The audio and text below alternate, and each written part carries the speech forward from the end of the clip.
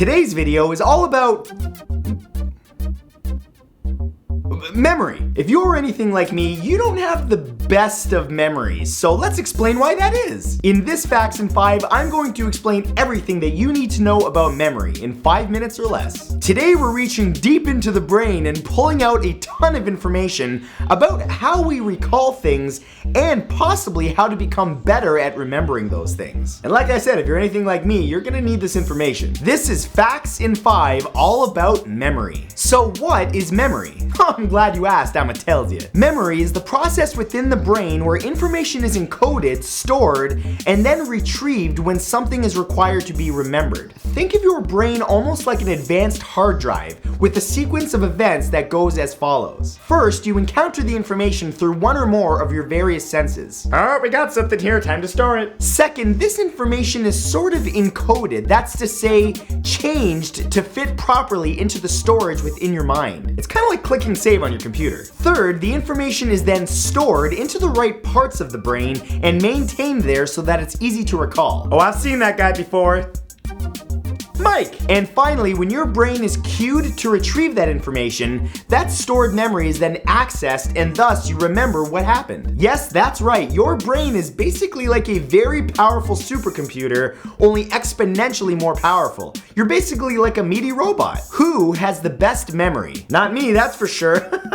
While there is no actual scientific evidence of photographic memories being a real ability in people, many people are blessed with an absolute incredible recollection. There is something called eidetic memory, which is found in only about 10% of children under the age of 6, which allows the individual to recall visual information in great detail after only being exposed to it for a very short time. This ability is incredibly rare. However, if the child's ability is nurtured and encouraged, the child can actually maintain their eidetic memory. However, this is even more rare. The reason that the kids that do have it lose it is because verbal skills often alter their memory process. In other words, more talky, less thinky. Where do memories go? There are actually 3 types of memory your brain can record: sensory memory, short-term memory, and of course, long-term memory. Sensory memory is created in less than 1 second after an item is perceived and is an automatic response. Like when you see the booty. Or a better example would be like if a bird flew swiftly by. It would be your ability to recall what it looked like only moments later due to your short-term sensory memory. Then there's short-term memory, the capacity of which is small, but allows temporary storage of small amounts of data,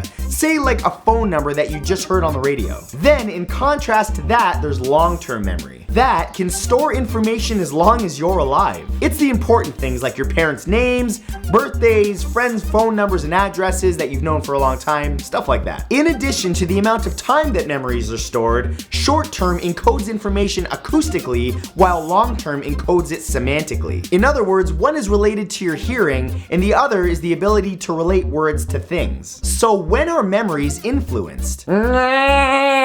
See, that was weird. That's going to influence your memory. You're going to remember that. Seriously though, there are a number of factors that can influence how well our memories work, or how quickly they can encode information into our long-term memories. Some of these factors include the nutrients from the food that you eat, how much sleep that you get, your emotional state when you perceive the information, any alcohol or drugs in your system, and your familiarity with your surroundings, just to name some. Interestingly, our smell has been directly linked to the creation of memories. That's why, for example, when you smell somebody's cologne, if you smell that same cologne 5 years later, you'll remember that person. Farts can have the same effect, but it's a much less pleasant flashback. So why is it sometimes hard to remember things? Yep, I need to know this one. Improving your memory isn't necessarily about expanding your brain to hold more data, it's about teaching yourself new ways to recall those memories. According to multiple researchers, eating healthy, exercising, and sleeping right are the basics for a good memory. Additionally, taking on one task at a time instead of wearing yourself thin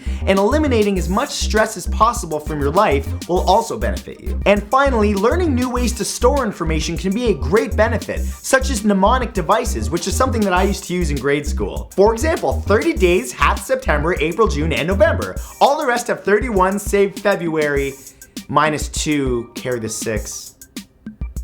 Okay, they work most of the time.